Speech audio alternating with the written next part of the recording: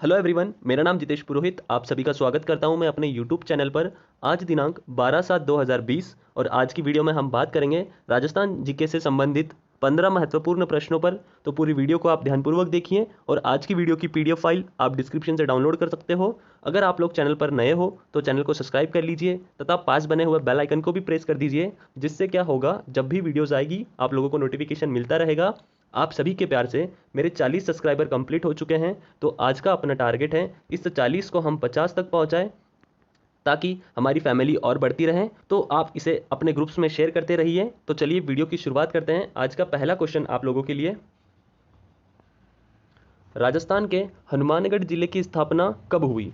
हनुमानगढ़ जिला पूछा गया है। स्थिति अगर पूछ लेता तो स्थिति आप बताते। यह राजस्थान के उत्तर दिशा में स्थित है और उत्तर दिशा में राजस्थान के 2 जिले स्थित हैं। पहला हनुमानगढ़, दूसरा आता है श्री गंगानगर।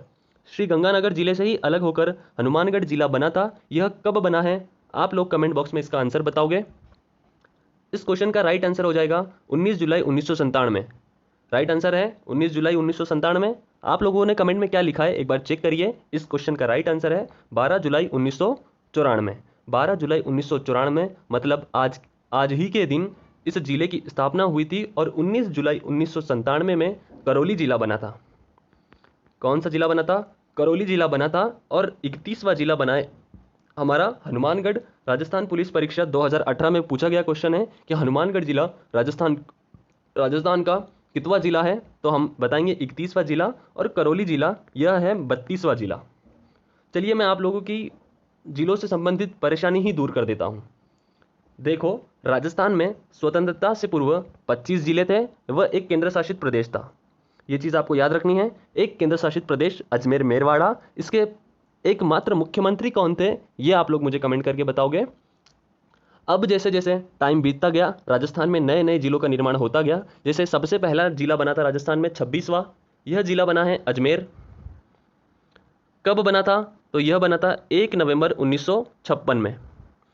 26वां जिला हमें याद हो गया। अब हमें याद करना है 27, 28, 29, 30, 31, 32, 33। कितने जिले बच जाते हैं हमारे? 27, 28, 29, 30, 31, 32, 33। 27वां जिला हमारा बना था धौलपुर जिला। यह कब बना था अगर पूछा जाए तो यह बना था 15 अप्रैल 1982। 15 अप्रैल 1982 को धौलपुर जिला बना था। यह किससे अलग हुआ था? तो यह भरतपुर जिले से अलग हुआ था। उसके बाद 28, 29, 30 ये तीनों जिले एक ही दिन बने हैं। यह बने हैं 10 अप्रैल 1991। अब कौन कौन से बने हैं? तो 28वां बना था बारां, 29वां बना था दौसा और 30वां बना था हमारा राजसमंद। ये चीज़ आपको याद कर लेनी है। 31वां जिला बना था हमारा हनुमानगढ़। कब बना है? 12 जुलाई 1994। 32वां बना है करौली। यह कब बना था? 19 जुलाई 1997। इसकी एक टेक्निक बता देता हूँ आपको। बस 1997 याद करना है, सारी तारीख आपकी याद हो जाएगी। सामने वाला 19 इसे आप दिनांक में लिख दीजिए, पीछे वाला 7 इसे आप महीने में लिख दीजिए। ये हो गया आपका करौली जिला याद। इसके बाद 33वां जिला बना है हमारा प्रतापगढ़ जिला। यह कब बना था? यह बना है 26 जनवरी 2008। आप लोग बताओगे यह किससे अलग होकर बना, वह यह किसकी सिफारिश से बना है? मैंने जब आपको जिलों के बारे में पढ़ाया है भूगोल के वीडियो में, तब आपको पूरा अच्छे से समझा रखा है। वहाँ पर आप चाहो तो उस वीडियो को देख सकते हो। उस वीडियो की डिस्क्रिप्शन में लिंक मिल जाएगी, तो वहाँ से आप एक बार ज़रूर देख लीजिए। इस क्वेश्चन से हमें इतनी सारी जानकारी मिलती है, तथा आप और भी सारी जानकारियाँ जोड़ सकते हो। जैसे हनुमानगढ़ जिला पंजाब व हरियाणा के साथ सीमा बनाता है। सबसे ज़्यादा सीमा यह हरियाणा के साथ बनाता है और सबसे कम सीमा यह पंजाब के साथ बनाता है। उसी प्रकार गंगानगर आया था, तो गंगानगर यह पाकिस्तान के साथ सीमा बनाता है और एक राज्य है पंजाब, उसके साथ सीमा बनाता है। मैंने जब आपको सीमाओं के बारे में पढ़ाया है तब उसमें समझाया था कि राजस्थान के वह 2 जिले जो अंतर्राष्ट्रीय सीमा पर भी हैं और अंतर्राज्यीय सीमा पर भी हैं। तो वहाँ पर मैंने आप लोगों को बहुत अच्छे से समझा रखा है। अगर आप लोगों ने वो वीडियो नहीं देखी है तो डिस्क्रिप्शन में उन वीडियो की लिंक है, आप वहाँ से उन्हें ज़रूर देखिए। और आज शाम का जो मेरा लेक्चर आने वाला है 5 बजे, जिसमें मैं कोरोना की अपडेट दूंगा और उसी के साथ साथ हम राजस्थान की सीमाओं के बारे में भी रिवीजन करेंगे, तो उस वीडियो को देखना भी ना भूलिए। अगले क्वेश्चन की बात करते हैं हम। राजस्थान का सर्वाधिक आर्द्र जिला कौन सा है? आर्द्र जिला वही जिला होगा जहां सबसे ज़्यादा बारिश होती है। तो सबसे ज़्यादा बारिश कहाँ होती है, आप लोग मुझे कमेंट करके बताओ। सबसे ज़्यादा बारिश होती है हमारे सिरोही जिले में, राइट है? नहीं, सिरोही का तो बस एक स्थान है। कौन सा? माउंट आबू। लेकिन अगर जिला पूछा जाए तो आर्द्र जिला वही है जहां पर सबसे ज़्यादा बारिश होती है, और सबसे ज़्यादा बारिश होती है झालावाड़ जिले में। इसी कारण यह हमारे राजस्थान का सबसे आर्द्र जिला है। सबसे कम वर्षा होती है जैसलमेर जिले में, और जैसलमेर का भी अगर आपको स्थान पूछ ले तो स्थान बताएंगे समगांव। यह जैसलमेर का ही गांव है, समगांव। जैसलमेर पाकिस्तान के साथ कितनी सीमा बनाता है, आप लोग कमेंट करके बताओगे। राजस्थान का क्षेत्रफल की दृष्टि से सबसे बड़ा जिला जैसलमेर है, उसी प्रकार सबसे छोटा जिला धौलपुर है। धौलपुर से जैसलमेर कितने गुना बड़ा है, ये क्वेश्चन पूछे जाते हैं। तो 12.66%। कितने? 12.66% यह धौलपुर से बड़ा है, और यह क्षेत्रफल की दृष्टि से सबसे बड़ा जिला है हमारे राजस्थान का। सिरोही में स्थान है माउंट आबू, जहाँ पर सबसे ज़्यादा वर्षा होती है। और सिरोही यह ऐसा जिला है जिसे राजस्थान का क्या कहा जाता है? शिमला कहा जाता है, पंजाब कहा जाता है, या फिर कश्मीर कहा जाता है। ये तीनों ऑप्शन में से आप लोग मुझे बताओगे कि सिरोही को क्या कहा जाता है। जोधपुर की अगर हम बात करें तो जोधपुर से रिलेटेड आप चीज़ें मुझे बताओगे कि यह क्षेत्रफल की दृष्टि से कितवें स्थान पर जिला आता है। जैसे पहले, दूसरे, तीसरे, चौथे, इन चारों में से ये कौन से स्थान पर आता है, ये आप लोग मुझे बताओगे। और यहाँ पर राठौड़ वंश का राज हुआ है, तथा जोधपुर से रिलेटेड जितनी भी चीज़ें होगी हम बाद में किसी वीडियो में डिस्कस कर लेंगे, जोधपुर से संबंधित भी। लेकिन आपको एक चीज़ याद रखनी है कि जोधपुर में ही काजरी का मुख्यालय है। किसका मुख्यालय है? काजरी। ये क्या है, इसकी स्थापना कब हुई, वह सब मैं आपको अगले वीडियो में बताता रहूँगा। उसके लिए आप चैनल को सब्सक्राइब कर लीजिए, तथा आप लोगों ने अगर अभी तक शेयर नहीं किया है तो इसे आप शेयर करते रहिए। झालावाड़ जिले से हमें एक बात याद रखनी है, यह जिला मध्य प्रदेश के साथ सर्वाधिक सीमा लगाता है। और मध्य प्रदेश से हमारी कितनी सीमा लगती है, तो मध्य प्रदेश से हमारी 1600 किलोमीटर की सीमा लगती है। यह सबसे ज़्यादा सीमा लगने वाला राज्य है। अगर आप लोगों का कोई भी टॉपिक बच रहा है सीमाओं से रिलेटेड, तो आज शाम की वीडियो आप देखना ना भूलिए, जिसमें मैं अपडेट देने वाला हूं कोरोना से संबंधित कि राज्य में कितने पेशेंट हैं, कितने पॉजिटिव केस हैं, कितनों की डेथ हो चुकी है। और उसके बाद हम बात करेंगे सीमाओं से रिलेटेड, राजस्थान की कितनी सीमा है, कौन सी सीमा है, तथा कैसे पढ़ना है। ये सारी चीज़ों को हम उस वीडियो में डिस्कस करेंगे। तो आप चैनल को सब्सक्राइब कर लीजिए। आज शाम को 6 बजे समथिंग वो वीडियो आ जाएगी, तो नोटिफिकेशन बेल को भी आप ऑन कर लीजिए, जिससे आपको उसकी नोटिफिकेशन मिलती रहेगी। अगले क्वेश्चन की हम बात करते हैं। कौन सा स्थान राजस्थान में तीर्थराज के नाम से विख्यात है? तीर्थराज, तीर्थराज, यह क्वेश्चन मैंने जब आपको झीलें पढ़ाई थी तब उसमें बहुत अच्छे से क्लियर करवा रखा है। अगर आप लोगों ने झीलों की वीडियो नहीं देखी है तो डिस्क्रिप्शन में उनकी लिंक है, आप वहां से उन्हें ज़रूर देखिए, अपने नोट्स भी बना लीजिए। मैंने बहुत अच्छे तरीके से ड्राइंग के माध्यम से आप लोगों को झीलें पढ़ाई हैं, तथा नदियाँ भी मैंने ड्राइंग के माध्यम से ही पढ़ाई हैं। तो आप लोग उन वीडियो को एक बार ज़रूर देखिए। और तीर्थराज के नाम से राजस्थान में पुष्कर को जाना जाता है। देवयानी के मंदिर, देवयानी का मंदिर सांभर जयपुर में है, और इसे तीर्थों की नानी के नाम से जाना जाता है। रणकपुर का जैन मंदिर, यह पाली जिले में स्थित है। किस नदी के किनारे स्थित है, कमेंट करके बताओ। तथा यहाँ पर कितने स्तंभ हैं, तो यहाँ पर 1444 स्तंभ बने हुए हैं। इसी कारण इसे क्या कहा जाता है? स्तंभों का वन कहा जाता है।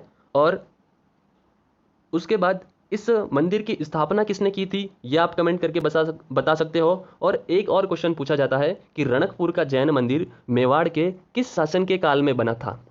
बहुत इंपॉर्टेंट क्वेश्चन है, आप लोग कमेंट करके मुझे इसका आंसर बताओगे कि रणकपुर का जैन मंदिर मेवाड़ के किस शासक के काल में बना था, किसने बनाया है, यह भी आप कमेंट करके बता सकते हो। विमल शाह का जैन मंदिर, यह हमारे सिरोही जिले में स्थित है। और इससे अगर हम बात करें तो यह विमल शाह का जैन मंदिर आदिनाथ जी को समर्पित है। और इस मंदिर के वास्तुकार, हमें एक इंपॉर्टेंट बात याद रखनी है, वास्तुकार, वास्तुकार कौन थे इसके, तो इसके वास्तुकार थे कीर्तिधर, कीर्तिधर, आपको ये नाम याद रखना है। ये कहाँ पर है, तो सिरोही जिले में स्थित है। इस क्वेश्चन से भी हमें इतनी सारी जानकारी मिलती है, आप चाहो तो और जानकारी जोड़ सकते हो। सांभर के साथ जैसे सांभर का इतिहास जोड़ सकते हो, चौहान वंश को जोड़ सकते हो। वासुदेव चौहान सबसे पहले यहीं पर आया था। राजधानी किसे बनाई थी, अहिछत्रपुर को बनाया था। तथा सांभर, सांभर की झील को आप जोड़ सकते हो। सांभर की झील का निर्माण किसने किया, बिजोलिया शिलालेख के अनुसार हमें पता चलता है कि इस झील का निर्माण भी वासुदेव चौहान ने करवाया है। यह राजस्थान की सबसे बड़ी खारे पानी की झील है, जहां पर राजस्थान का 80% नमक निकलता है।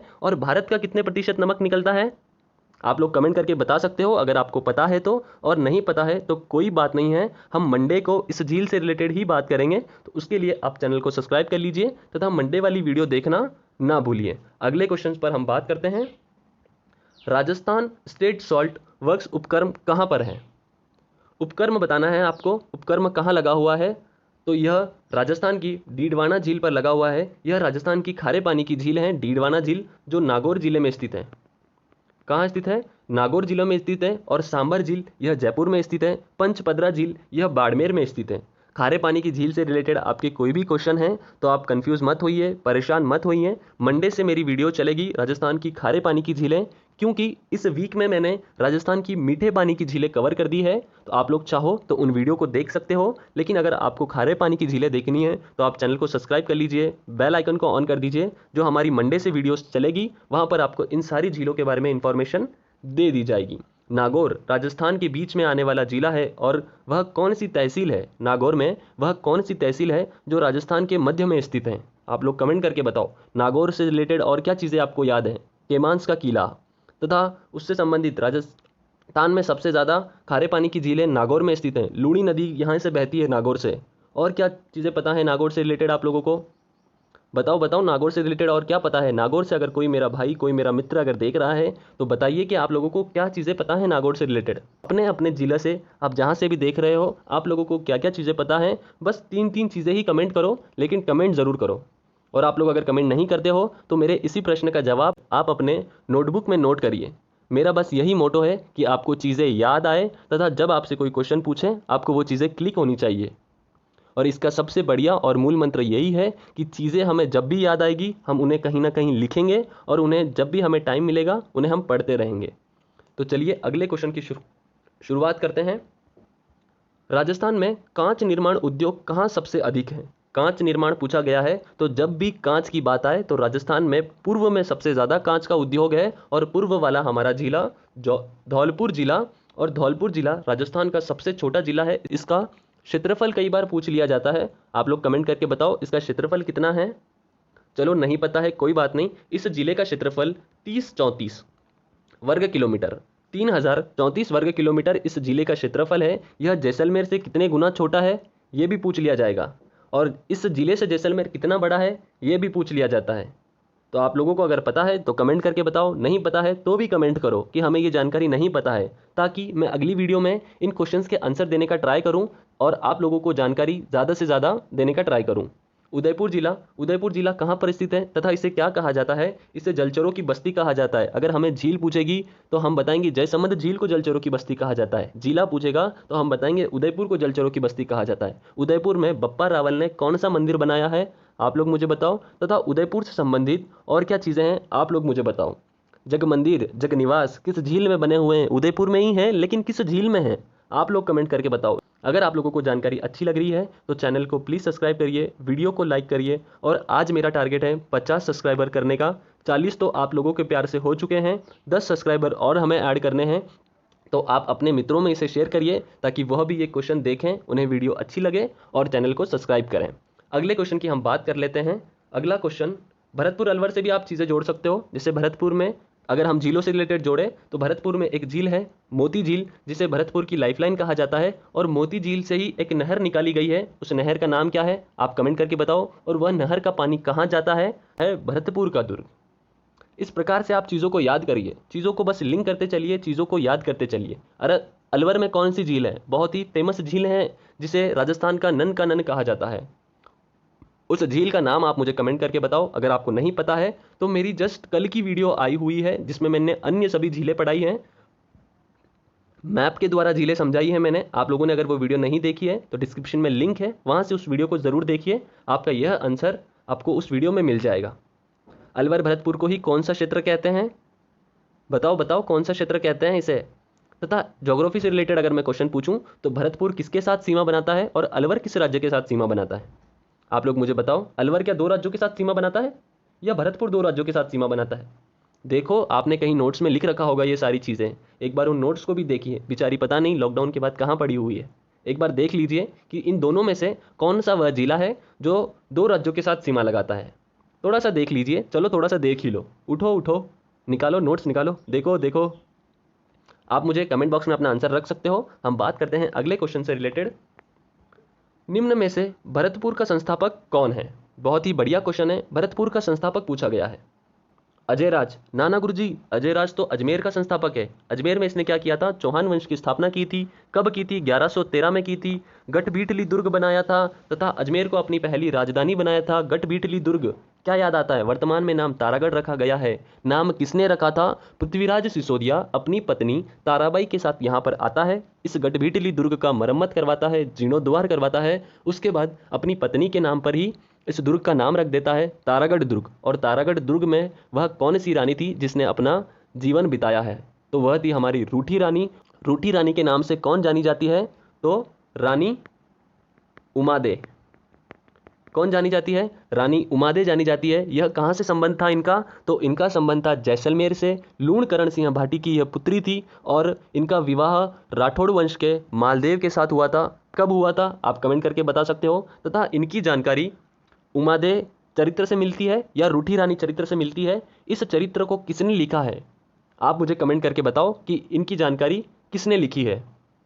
और भी बहुत सारी चीज़ें हैं, हम सब चीज़ों को जोड़ सकते हैं, लेकिन हमारे पास उतना टाइम नहीं है, वीडियो बहुत लंबी हो जाएगी। लेकिन वीडियो को पॉज करके आप लोग जोड़ सकते हो। आपको और क्या क्या चीज़ें याद आती है? अजय राज किसका बेटा था? अजय राज ने अजमेर में ही सिक्के चलवाए थे, जिन पर किनका नाम लिखवाया था आप बता सकते हो। तथा अजय राज का पुत्र था अर्णोराज। अर्णोराज के 4 बेटे हुए, जिसमें से अर्णोराज की हत्या जगदेव ने की थी। आप लोग मुझे ये चीज़ें बता सकते हो, कमेंट कर सकते हो। मैं आपकी सारी कमेंट को पढ़ूंगा, रिप्लाई भी दूंगा। अगर आपकी जानकारी अच्छी लगी तो मैं आप लोगों को अप्रिशिएट करूंगा कि आप बहुत अच्छी तरीके से तैयारी कर रहे हो। अपनी तैयारी को निरंतर चालू रखिए। देखिए दोस्तों, मेहनत एक दिन में नहीं होती, मेहनत हमें रोज़ करनी होगी, बार बार करनी होगी। चाहे आप 2 घंटे ही पढ़ो, 3 घंटे ही पढ़ो, कोई बात नहीं है, या फिर आप 1 घंटा ही पढ़ो, कोई बात नहीं है। 10-10 घंटे पढ़ो, जैसे आपको टाइम मिलता है उस प्रकार से पढ़ो, अपनी पढ़ाई को उस प्रकार ही करो। कोई बच्चा 10 घंटे बैठ के भी एक टॉपिक क्लियर नहीं कर पाता है, और कोई मेरा दोस्त ऐसा होगा जो बस एक बार पढ़ने से ही उस टॉपिक को क्लियर कर देगा। ये सारी अपने अपने दिमाग की क्षमताओं पर डिपेंड करता है। तो आप किसी से कंपेयर मत करिए अपने आप को। जैसा आपसे होता है आप उसी प्रकार पढ़िए। हमारे क्वेश्चन का आंसर हो जाएगा सूरजमल, जिसे जाटों का प्लाटो कहा जाता है या फिर जाटों का अफलातून कहा जाता है। इन्होंने ही भरतपुर की स्थापना की थी, भरतपुर के दुर्ग का निर्माण किया था, और भरतपुर में मोती झील का निर्माण भी इन्होंने ही करवाया है। मोती झील में किस नदी का पानी आकर गिरता है? कमेंट करके बता सकते हो। नहीं पता है तो पिछली वीडियो को देख सकते हो, वहाँ पर मैंने बहुत सारी डिटेल में डिस्कस कर रखा है मोती झील से रिलेटेड। मोती नाम आया, मोती से हमें एक नाम और याद रखना है, मोती मगरी। अब इस मोती मगरी मैंने नाम क्यों लिया, आप लोग मुझे बताओ कि ये नाम क्यों लिया। मोती मगरी आपको क्या याद आता है? महाराणा प्रताप का स्मारक चिन्ह बना हुआ है मोती मगरी में। यह कहाँ पर स्थित है? आप इस जिले का नाम तो आप ही मुझे बताओगे। ठीक है, बीका ने किया था? बीका ने नहीं, बीका ने तो बीकानेर की स्थापना की थी, 1488 में की थी। कब की थी? 1488 में बैसाख शुक्ल तृतीया के दिन की थी, आखातीज के दिन की थी। और आखातीज के दिन ही राजस्थान में सर्वाधिक बाल विवाह किए जाते हैं। आपको ये चीज़ें याद रखनी है। उसके बाद एक क्वेश्चन पूछा जाता है कि बीकानेर का निर्माण काल कितने वर्षों का है? आप मुझे बता सकते हो बीकानेर का निर्माण काल कितने वर्षों का है? और ये राव जोधा के 5वें पुत्र थे। बीका पहला पुत्र कौन था राव जोधा का, जिसने नागौर में स्वतंत्र राठौड़ वंश की स्थापना की थी? ये चीज़ें आप मुझे बता सकते हो। मैं बस आपको ज्योग्राफी नहीं पढ़ा रहा हूँ, इतिहास भी पढ़ा रहा हूँ, कल्चर भी पढ़ाने की कोशिश कर रहा हूँ, ताकि जितनी भी चीज़ें हो हम बस उसे जोड़ते चलें। भरतपुर से अगर मैं ज्योग्राफी से रिलेटेड बात करूं तो भरतपुर किस राज्य के साथ सीमा बनाता है? आप लोग मुझे बताओ। अगले क्वेश्चन पर हम बात करते हैं। हमारा अगला क्वेश्चन, राजस्थान पर्यटक विकास निगम का मुख्यालय कहाँ पर स्थित है? राजस्थान पर्यटक विकास का मुख्यालय, यह मुख्यालय हमारे जयपुर जिले में स्थित है। अधिकांश मुख्यालय हमारे जयपुर में ही हैं। जयपुर, जोधपुर, ये चीज़ों, इन जिलों में जो भी मुख्यालय है वो हमें याद कर लेने हैं। आप एक पेज पर जयपुर के मुख्यालय लिख लो, एक पेज पर जोधपुर के मुख्यालय लिख लो। और हमें कैसे याद करोगे? एक बार इसे पढ़ लो, याद हो जाएगा, फिर आप बस हफ्ते दर हफ्ते इसे रिवाइज करते रहो। अगर हफ्ते में आप भूलते हो तो 3-3 दिन में आप इसे एक बार रिवाइज करते रहो। इस प्रकार से आपको चीज़ें याद होती रहेगी। और जयपुर से अगर हम बात करें तो आमेर वंश का शासक हुआ है यहाँ पर। अब निकला शब्द आमेर। आमेर वंश से कैसे जोड़ना है? आमेर वंश का राजा, सबसे पहला राजा कौन सा है जिसने आमेर वंश की स्थापना की थी? कमेंट करके बताओ। तथा मुगलों के साथ विवाह संबंध बनाने वाला, संधि करने वाला यह पहला वंश है आमेर वंश। विवाह किससे करवाया था? अकबर से अपनी पुत्री का विवाह करवाया था। किसने करवाया था? कमेंट करके बताओ। तथा उस पुत्री का नाम था जोधाबाई, और जोधाबाई का अन्य नाम क्या है? हकराबाई। अकबर व जोधा का विवाह, यह राजस्थान का प्रथम मुगल व राजपूत विवाह था। यह कब हुआ? कमेंट करके बताओ। कहाँ हुआ? तो यह सांबर जयपुर में हुआ था। अजमेर से रिलेटेड हमने पिछले वीडियो में बात कर ली थी। जोधपुर से रिलेटेड भी हमने बात की थी, राठौड़ वंश का राज हुआ है यहाँ पर। तथा जोधपुर से संबंध है, क्षेत्रफल में कौन से स्थान पर आता है ये आप मुझे बताओगे। यहाँ पर कौन सी नदी निकलती है, लूणी नदी यहीं से निकलती है। यहाँ पर एक बांध का निर्माण करवाती है, कौन सा बांध बनाती है लूणी नदी, कमेंट करके बताओ कौन सा बांध बनाती है लूणी नदी। उसके बाद अजमेर से भी हमने बात कर ली थी, हमें झीलें याद रखनी है, अन्ना सागर झील तथा फाय सागर झील। अन्ना सागर झील को किसने बनाया है, अर्णोराज ने 1137 में इस झील का निर्माण करवाया था। और यहीं पर क्या स्थित है झील में, अर्णोराज की झील पर क्या स्थित है, यहाँ पर जहांगीर आया था और कौन आया था, शाहजहां आया था। उन दोनों ने क्या चीज़ें बनवा रखी है, मैंने अपनी अन्ना सागर की वीडियो में समझा रखा है, तो आप लोग उसे ज़रूर देखिए तथा अपने क्वेश्चंस आप लोग वहाँ से क्लियर कर लीजिए। चित्तौड़ से रिलेटेड हमें याद रखना है, गुहिल वंश का शासक था। गुहिल वंश से एक इंपॉर्टेंट क्वेश्चन पूछा जाता है कि गुहिल वंश कितनी शाखाओं में बटा था। तो गुहिल वंश ये 2 शाखाओं में बटा था, एक थी सिसोदिया शाखा और एक थी रावल शाखा। सिसोदिया शाखा 1326 से स्टार्ट होती है और रावल शाखा 1303 में समाप्त होती है। 1303 में किसने आक्रमण किया था, अलाउद्दीन खिलजी ने हमारे रावल रतन सिंह पर आक्रमण किया था, जहां पर चित्तौड़ का पहला शाखा हुआ है और राजस्थान का दूसरा शाखा हुआ है। राजस्थान का पहला शाखा पूछा जाए तो यह 1301 में हुआ था। कहाँ हुआ था, रणथंभौर में हुआ था। रणथंभौर का वह राजा कौन सा है जिसके लिए रणथंभौर की आन बान शान जानी जाती है, वह है हमारे हम्मीर देव चौहान। और हम्मीर देव चौहान ने ही 1301 में अलाउद्दीन खिलजी के विरुद्ध केसरिया किया था और इनकी पत्नी रंगा देवी ने यहाँ पर जौहर किया था। यह राजस्थान का जल जौहर कहलाता है। कौन सा जौहर कहलाता है, जल जौहर कहलाता है। और चित्तौड़ की अगर हम बात करें तो यहाँ पर रानी पद्मनी ने जौहर किया है और केसरिया किया था रावल रतन सिंह ने। बहुत सारे क्वेश्चन पूछे जाते हैं कि जौहर मेला कब लगता है, कमेंट करके बताओगे। चित्तौड़गढ़ में ही आपको 2 चीज़ें याद रखनी है, एक है हमारा विजय स्तंभ और एक है हमारा कीर्ति स्तंभ। ये मैं आपको कभी पढ़ा दूंगा क्योंकि मेरे पास जानकारी बहुत सारी है लेकिन समय बहुत कम है। अगर ये वीडियो आधे घंटे से लंबी हो जाएगी तो हमारे राजस्थान में इतनी विडंबना है कि बच्चे देखेंगे भी नहीं कि यार ये तो इतनी बड़ी वीडियो है, मुझे नहीं देखनी, मुझे बस 15 मिनट की वीडियो ही देखनी है। इसीलिए दोस्तों मैं प्रयत्न कर रहा हूँ कि वीडियो कम समय में हो, लेकिन क्या करूँ, जानकारी इतनी होती है कि फ्लो में बोलने का मन करता है। ऐसा लग रहा है कि अभी आपको चित्तौड़ का दुर्ग पढ़ा दूं, विजय स्तंभ पढ़ा दूं, लेकिन उतना हमारे पास समय नहीं है। हम किसी स्पेशल वीडियो में बात कर लेंगे विजय स्तंभ और कीर्ति स्तंभ। विजय स्तंभ के बारे में एक एक जानकारी इतनी डिटेल में बताऊंगा, आपको ये तक बता दूंगा कि विजय स्तंभ में पत्थर कौन सा लगाया है, कितनी सीढ़ियां हैं तथा विजय स्तंभ कब बना था। चलो एक क्वेश्चन पूछ लेता हूं, विजय स्तंभ के निर्माता कौन है और विजय स्तंभ किस युद्ध के बाद में बनाया गया। निर्माता तो मुझे लगता है आप सभी को पता होगा, कुंभा के समय में बनाया है, लेकिन कौन से युद्ध के बाद में बनाया है ये आप लोग मुझे कमेंट करके बताओ। तो हम बात करते हैं अगले क्वेश्चन पर। हमने देखो इतनी सारी बात कर ली, हम अपना क्वेश्चन ही भूल गए। इस क्वेश्चन का हमारा राइट आंसर है बी, जयपुर। पर्यटक विकास निगम का मुख्यालय पूछा गया था, तो यह है हमारे जयपुर जिले में। ऐसे ही आप चीज़ों को जोड़िए। सभी जितने भी सक्सेसफुल इंसान हैं, आप अगर उन लोगों से पूछोगे तो वो भी यही कहेंगे कि लिंकिंग स्टडी करो। लिंकिंग स्टडी का मतलब होता है एक चीज़ के साथ 10 चीज़ें जोड़ना, एक शब्द से 10 चीज़ें जोड़ना। अभी जयपुर आया था तो जैसे मैंने आमेर जोड़ा, आप जयपुर से रिलेटेड भूगोल से चीज़ें जोड़ सकते हो। जयपुर यह राजस्थान का सबसे पहला बना हुआ प्रजामंडल है तथा प्रजामंडल किसने बनाया, यह ऐसा प्रजामंडल है जो 2 बार बना हुआ है।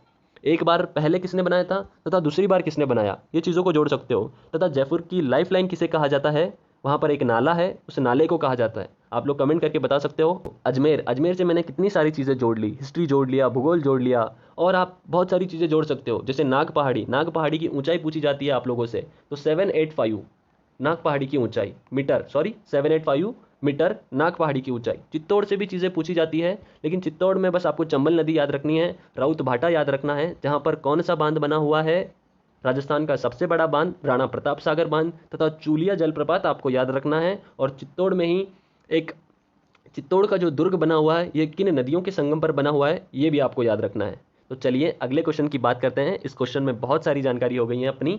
अगला क्वेश्चन, राजस्थान के किस जिले में गेहूं का सर्वाधिक उत्पादन होता है। गेहूं का उत्पादन पूछा गया है, तो गेहूं का उत्पादन होता है हनुमानगढ़ जिले से, है ना। अरे नाना गुरुजी, हनुमानगढ़ जिले से तो कपास निकलता है। क्या निकलता है, कपास निकलता है। लेकिन गेहूं का उत्पादन अगर पूछा जाए तो श्री गंगानगर जिले से गेहूं का सर्वाधिक उत्पादन होता है। सर्वाधिक क्षेत्र में भी यहीं पर बोया जाता है। तो इस क्वेश्चन का राइट आंसर हो जाएगा श्री गंगानगर। चित्तौड़ से क्या निकलता है? अफीम निकलता है। चित्तौड़ से सर्वाधिक क्या निकलता है? अफीम निकलता है। तथा जयपुर से दालें सर्वाधिक ज़्यादा होती हैं। दाल, जैसे आप सभी प्रकार की दाल ले लो, यह जयपुर से सर्वाधिक होती है। और भी बहुत सारी चीज़ें हैं, तो जब मैं आपको कृषि से रिलेटेड चीज़ें समझाऊंगा तो वहाँ पर हम ये सारी बात कर लेंगे। लेकिन गंगानगर में आपको याद रखना है गेहूँ व गन्ना, गेहूँ व गन्ना यहाँ पर सर्वाधिक होता है। और इसके साथ साथ यहाँ पर फल भी सबसे ज़्यादा होते हैं। फल, लेकिन फल में आपको याद रखना है संतरा यहाँ नहीं होता, संतरा होता है हमारे झालावाड़ में। मैं जब कृषि की वीडियो पढ़ाऊंगा तब आप लोगों को वहाँ पे समझा दूंगा। इस क्वेश्चन का हमारा राइट आंसर है गंगानगर। मैंने आप लोगों से क्वेश्चन पूछा है कि गंगानगर के साथ साथ वह कौन सा जिला है जो अंतर्राज्यीय सीमा व अंतर्राष्ट्रीय सीमा बनाता है। चित्तौड़ की सीमा किस राज्य के साथ लगती है? हनुमानगढ़ की सीमा किस राज्य के साथ लगती है? और एक बहुत ही इंपॉर्टेंट क्वेश्चन कि जयपुर की सीमा किस राज्य के साथ सबसे कम लगती है? कम लगती है। आप लोगों ने अगर कहीं पढ़ रखा है तो अपने नोट्सों को खंगालिए, उनको देखिए। अगर आप लोगों ने नहीं पढ़ रखा है तो थोड़ा सा गूगल करिए, पढ़ने की इच्छा रखिए। मैंने अगर क्वेश्चन पूछा है तो इस क्वेश्चन का आंसर आपको डेफिनेटली आना चाहिए। अगर नहीं आता है तो इस आंसर तक पहुंचने की कोशिश करिए। थोड़ा किताबों को पढ़िए। अगर नहीं पता है तो कमेंट कर दीजिए, मैं अगली वीडियो में इन सभी चीज़ों का आंसर आप लोगों को ज़रूर प्रोवाइड कर दूंगा। अगले क्वेश्चन पर हम बात करते हैं, जैसलमेर का प्राचीन नाम क्या है? हमें प्राचीन नामों से रिलेटेड क्वेश्चन बहुत बार पूछ लिए जाते हैं। तो जैसलमेर का प्राचीन नाम आ जाएगा अहिछत्रपुर। इस क्वेश्चन का गलत आंसर है अहिछत्रपुर। जांगल प्रदेश भी गलत आंसर है, कांठल भी गलत आंसर है। तो राइट आंसर क्या है? जैसलमेर का प्राचीन नाम है मांड। क्या नाम है इसका? मांड। अब अहिछत्रपुर किसका प्राचीन नाम है? तो अहिछत्रपुर प्राचीन नाम है हमारे नागौर जिले का। किसका नाम है? नागौर जिले का। जांगलधर प्रदेश, जांगल प्रदेश हमारे बीकानेर को कहा जाता है। और आपसे मैं एक क्वेश्चन पूछता हूं कि जांगलधर बादशाह की उपाधि किसे दी गई थी? बता सकते हो किसे दी गई थी? कमेंट करो और यह भी बता दो अब कि उसको वह उपाधि किसने दी थी। ठीक है, दो चीजें आपको याद होनी चाहिए कि उपाधि किसको दी गई और उपाधि किसने दी। तो चलो एक आंसर मैं बता देता हूं, औरंगजेब ने दी थी, लेकिन आप मुझे बताओगे किसको दी थी। कांठल का प्रदेश, एक चीज याद रखनी है, बिंदी अगर ऊपर है तो क्षेत्र नीचे का है, मतलब डूंगरपुर बांसवाड़ा। इस क्षेत्र को कांठल का प्रदेश कहा जाता है। और माही नदी के अपवाह क्षेत्र को भी कांठल का प्रदेश कहा जाता है। इसी के साथ साथ माही को कांठल की गंगा, बागड़ की गंगा व दक्षिण की गंगा भी कहा जाता है। और आदिवासियों की गंगा भी माही नदी को कहा जाता है। नागौर में कौन सी झीलें हैं? डीडवाना झील है, खारे पानी की सर्वाधिक झीलें यहीं पर हैं। और भी हम नागौर से रिलेटेड बात कर लेंगे। उसके बाद बीकानेर में कौन सी झील है? मैंने कल की वीडियो में पढ़ाया है आपको बीकानेर में कौन सी झीलें हैं। गजनेर झील है। और कौन सी झील है जहाँ पर एक मेला लगता है? कार्तिकी पूर्णिमा को वो मेला लगता है, चारण जाति के लोग नहीं आते हैं। अब मैंने इतनी सारी जानकारी बता दी, अब तो बता दो उस मेले का नाम क्या है, उस झील का नाम क्या है। गजनेर झील से हमें याद रखना है पानी इसका शुद्ध दर्पण के जैसे दिखाई देता है, इसीलिए इस झील को संज्ञा दी गई है शुद्ध दर्पण की। बीकानेर से और क्या याद रखना है? राठौड़ वंश का यहाँ पर राज हुआ है तथा राव बीका ने इसकी स्थापना की थी 1488 में। इसकी सीमा पाकिस्तान के साथ लगती है। और कितनी लगती है? 168 किलोमीटर। कितनी लगती है? 168 किलोमीटर की लगती है। और यह राजस्थान का सबसे कम सीमा बनाने वाला जिला है पाकिस्तान के साथ। सबसे ज़्यादा कौन बनाता है? हमारा जैसलमेर बनाता है। कितनी बनाता है? 464 किलोमीटर की। कितनी बनाता है? 464 किलोमीटर की सीमा बनाता है। तथा सेकंड नंबर पर आ जाता है बाड़मेर और थर्ड नंबर पर आ जाता है गंगानगर और चौथे व आखिरी नंबर पर आता है बीकानेर। पाकिस्तान के साथ कितनी सीमा लगती है अपनी? 1070 किलोमीटर, जो कितने जिलों में बटी हुई है? यह 4 जिलों में बटी हुई है। आप लोगों को अगर सीमाओं से रिलेटेड कोई भी क्वेश्चन है तो आप परेशान मत होइए। आज शाम का मेरा एक लेक्चर आने वाला है जिसमें मैं अपडेट दूंगा आपको कोरोना से रिलेटेड। और उसके साथ साथ हम राजस्थान की सीमाओं के बारे में भी डिस्कस करेंगे। तो आप लोग चैनल को सब्सक्राइब कर लीजिए तथा बेल आइकन को प्रेस कर दीजिए। वह वीडियो लगभग 6 बजे तक आ जाएगी। थोड़ा सा नेट का प्रॉब्लम होता है इसीलिए वीडियो लेट आती है, वरना मैं वीडियो को तो 5 बजे ही अपलोड कर देता हूँ। बट इसको पूरा अपलोड होने में 45 मिनट 50 मिनट लग जाते हैं, इसीलिए आपको लगभग 6 बजे तक वीडियो मिल जाएगी। तो वो वीडियो पाने के लिए आप चैनल को सब्सक्राइब कर लीजिए, बेल आइकन को प्रेस कर दीजिए ताकि आपको नोटिफिकेशन मिलती रहे। तो चलिए बात करते हैं अगले क्वेश्चंस पर। राजस्थान में परमाणु ऊर्जा केंद्र कहाँ पर स्थित है? अब परमाणु ऊर्जा केंद्र पूछा गया है तो राजस्थान का परमाणु ऊर्जा केंद्र रावतभाटा चित्तौड़ में स्थित है।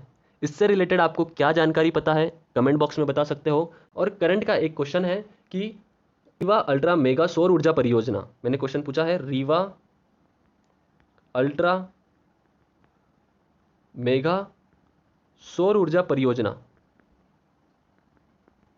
यह कहाँ पर स्थापित की गई, तो यह अभी हाल ही में मध्य प्रदेश में की गई। और मध्य प्रदेश से रिलेटेड हमें याद रखना है, मध्य प्रदेश की राजधानी भोपाल, मध्य प्रदेश के सीएम कौन है, शिवराज सिंह चौहान, मध्य प्रदेश के गवर्नर कौन है, लालजी टंडन। और मध्य प्रदेश राजस्थान के साथ कितनी सीमा लगाता है, तो यह राजस्थान के साथ 1600 किलोमीटर की सीमा लगाता है, जिसमें हमारे 10 जिलों को कवर करता है। 10 जिले कैसे याद करने हैं, जब मैंने आपको how to learn Rajasthan map video बनाई थी, उसमें मैंने अच्छे से समझा रखा है। पूरे यूट्यूब पर पहली वीडियो होगी जिसमें किसी ने आपको बताया है कि मैप कैसे याद करना है। तो आप उस वीडियो को एक बार ज़रूर देखिए, डिस्क्रिप्शन में उनकी लिंक मिल जाएगी, तो वहाँ से आप देख सकते हो वह 10 जिले कौन से हैं वो भी आप देख सकते हो। पहला जिला मैं बता देता हूँ, धौलपुर से स्टार्ट होती है और बांसवाड़ा में ख़त्म होती है। इस प्रकार से हमारे ये 10 जिले कवर करती है। अगर आपने अभी तक शेयर नहीं किया है तो शेयर कर दीजिए। 50 सब्सक्राइबर हमें करने हैं, ये भी आप याद रखिए। बात करते हैं अगले क्वेश्चन पर। राजस्थान में लोहे की कौन सी किस्म पाई जाती है। लोहे की किस्म पूछी गई है। अगर हमें सिर्फ ऐसा पूछता कि राजस्थान में सबसे ज़्यादा लोहा कहाँ से उत्पादित होता है, तो हम बताते जयपुर जिला।